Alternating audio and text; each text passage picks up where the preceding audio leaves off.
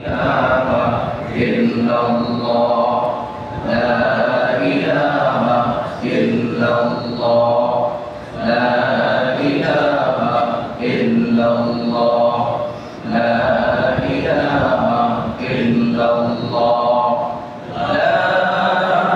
لا إله إلا الله محمد رسول الله صلى الله تعالى عليه وسلم أما بعد فأعوذ بالله من الشيطان الرجيم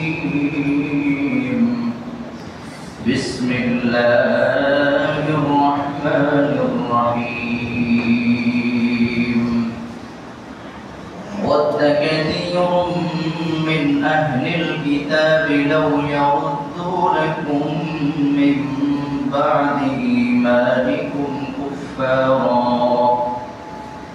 حسدا من عند أنفسهم من بعد ما تبين لهم الحق فاعفوا واصفحوا حتى يأتي الله بأمره إن الله على كل شيء قدير. وقال الله تبارك وتعالى সবাই পড়েন قل أعوذ برب الفلق من شر ما خلق ومن شر غاسق إذا وقب ومن شر النفاثات في العقد ومن شر حاسد إذا حسد صدق الله مولانا العظيم. আলহামদুলিল্লাহ, সমস্ত প্রশংসা সেই মহান আল্লাহ তাআলার শাহী দরবারে, যিনি আমাদেরকে পবিত্র জুমার দিনে ইশার করে পবিত্র কোরআনের তাফসীর শোনার জন্য কবুল করেছেন। মুহাব্বতের সাথে সবাই শুকরিয়া আদায় করি আলহামদুলিল্লাহ। প্রিয় ভাইরা, আমরা দীর্ঘদিন ধরে সূরাতুল ফালাকের আলোচনা শুনছি। গত সপ্তাহে আমাদের সূরাতুল ফালাকের 4 নম্বর যে আয়াত ওয়ামিন শাররিন নাফাসাতি ফিল উকদ, এই চতুর্থ আয়াতের তাফসীর শেষ হয়েছে। এই ফ্যানটা বন্ধ করে দাও। আজকে আল্লাহ যদি তৌফিক দান করেন, আপনারাও যদি আমার জন্য একটু দোয়া করেন, তাহলে সূরাতুল ফালাকের সর্বশেষ আয়াত ওয়ামিন শাররি হাসিদিন ইযা হাসাদ, এই 5 নম্বর আয়াতের তাফসীর শেষ করব ইনশাআল্লাহ। এর কিছু আলোচনা গত সপ্তাহে হয়েছে। 5 নম্বর যে আয়াত, এটার অর্থ হলো, হে আল্লাহ, যখন কোনো হিংসুক হিংসা করে, সেই হিংসা থেকে আমি তোমার কাছে পানাহ চাই। সবাই বলেন আল্লাহুম্মা আমিন। হিংসা যে কত মারাত্মক খারাপ জিনিস, এটা সামনের আলোচনা শুনলেই বোঝা যায়। প্রিয় ভাইরা আমার, আপনাদেরকে আমি বলেছিলাম পাশাপাশি 3টি বিষয় আছে। কয়টি বিষয়? 3টি বিষয়। 1 নম্বর হলো হিংসা, 2 নম্বর হলো অহংকার, 3 নম্বর হলো ঈর্ষা। মনে আছে আপনাদের? একটা হলো হিংসা, 2 নম্বর অহংকার, 3 নম্বর ঈর্ষা। হিংসা এবং অহংকার সম্পূর্ণ হারাম, কিন্তু ঈর্ষা করা জায়েজ আছে।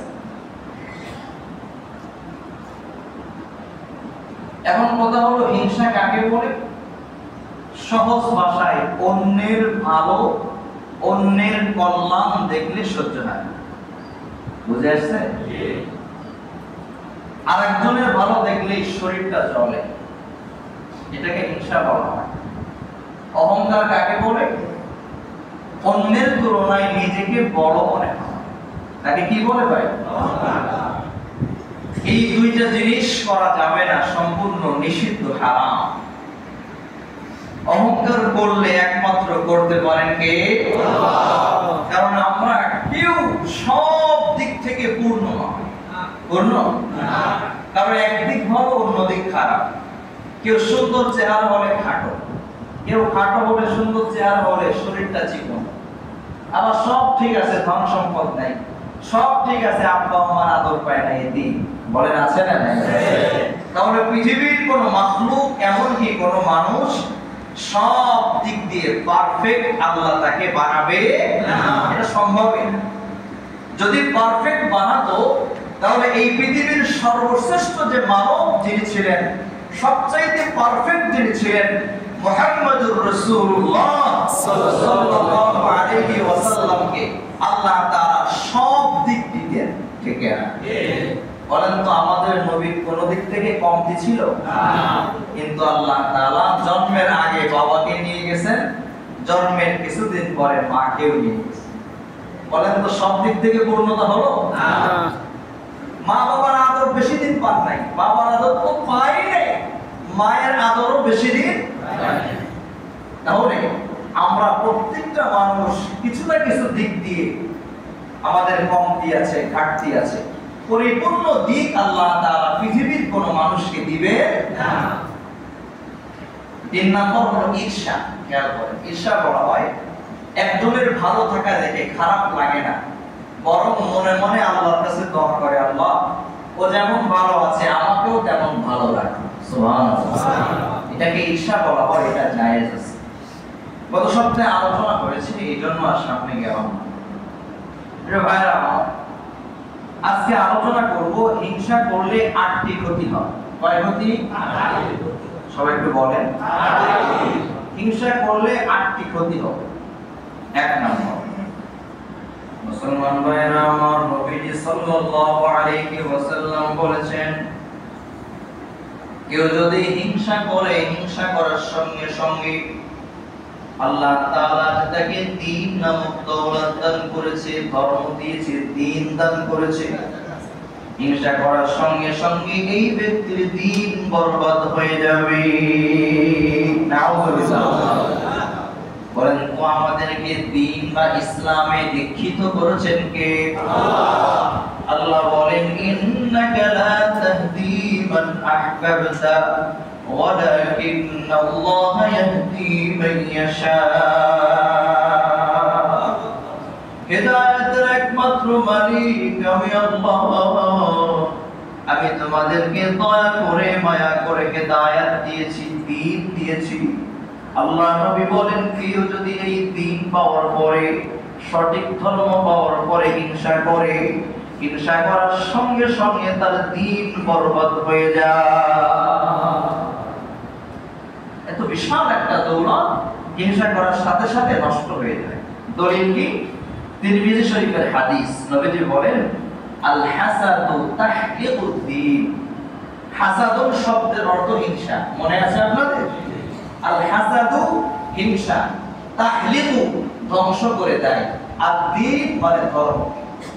আল্লাহ যে আমাদেরকে দয়া করে দ্বীনদার বানিয়েছেন, হিংসা করলে বলেন তো এটা থাকবে না। ভাইরা আমার, 2 নম্বর ক্ষতি। ক্ষতি মোট কয়টা? 4। 2 নম্বর ক্ষতি, হিংসা করলে আমরা সারাদিন যত নেক আমল করি সব নষ্ট হয়ে যাবে। জোরে বলেন নাউযুবিল্লাহ। হিংসা করার সঙ্গে সঙ্গে সব নেক আমলগুলি ক্ষয় হয়ে যায়, নষ্ট হয়ে যায়। আবু দাউদ শরীফের হাদিস, রাসূল আকরাম সাল্লাল্লাহু আলাইহি ওয়াসাল্লাম বলেছেন, ইয়াকুম ওয়াল হাসাদা। খবরদার, খবরদার, তোমরা হাসাদ থেকে, হিংসা থেকে বেঁচে থাকো। ফাইনাল হাসাদা, নিশ্চয়ই হিংসা, ইয়াকুলুল হাসানাতি, নেক আমলগুলি খেয়ে ফেলে। জোরে বলেন, কি করে? ফাইনাল হাসাদা, নিশ্চয়ই হিংসা, ইয়াকুলুল হাসানাতি, হাসানাত শব্দের অর্থ নেক আমল, ইয়াকুল শব্দের অর্থ খেয়ে ফেলে। সব নেক আমলগুলি হিংসায় গিলে ফেলে, নষ্ট করে দেয়। কামা তাকুলুন নারুল হাতাবা, কেমন যেন শুকনো কাঠে যদি আগুন ধরিয়ে দেওয়া হয়, আওয়াজ দিয়ে বলুন তো, শুকনো কাঠে যদি আগুন লাগানো হয় এই কাঠ কি বেশিক্ষণ টিকে থাকে? জোরে বলেন, টিকে থাকে? শুকনো কাঠকে যেমন আগুন ধ্বংস করে দেয়, একজন ইমানদার মুসলমান হিংসা করলে তার সব আমলগুলিও ধ্বংস হয়ে যাবে। দুই নাম্বার মনে থাকবে ভাই। তিন নাম্বার, নবীজি বলেন আমাদেরকে আল্লাহ তাআলা কলব দিয়েছেন, জোরে বলেন আছে না? অন্তর দিয়েছেন। এই অন্তরের ভিতরে একসঙ্গে দুটি জিনিস থাকতে পারে না। নবীজি বলেন লা ইয়াজতামিআনি ফি কলবি আবদিন লা ইয়াজতামিআনি ফি কলবি আবদিন। কোন বান্দার অন্তরে একসঙ্গে দুটি জিনিস থাকতে পারে না। এক নম্বর ঈমান, দুই নম্বরে হিংসা। তার মানে যার অন্তরের ভিতরে হিংসা থাকবে তার ঈমান থাকবে না। আর যার অন্তরের ভিতরে ঈমান থাকবে এই লোকটা মনের ভুলেও কখনো হিংসা করতে পারে না। ঠিক কিনা? স্পষ্ট হাদিস, প্রিয় ভাইরা আমার, নাসাই শরীফে এসেছে লা ইয়াজতামিআনি, একসঙ্গে জমা হতে পারে না, ফি কলবি আবদিন, কোন বান্দার কলবে। কি কি? আল হাসাদু ওয়াল ঈমান, ঈমান এবং হিংসা। তাহলে কেউ যদি হিংসা করে বলে তো ঈমান থাকে না। কত বড় কঠিন কথা! আওয়াজ দিয়ে বলতে হবে নবীজির কথা কি মিথ্যা হতে পারে? একেবারে সত্য কথা, হাদিস শোনাচ্ছি আপনারা। আমাদের অন্তরে যখন হিংসা চলে আসে তখন ঈমান নামক জিনিসটা আমাদের অন্তর থেকে বের হয়ে যায়। ঠিক আছে প্রিয় ভাইরা? 4 নম্বর, নবী সাল্লাল্লাহু আলাইহি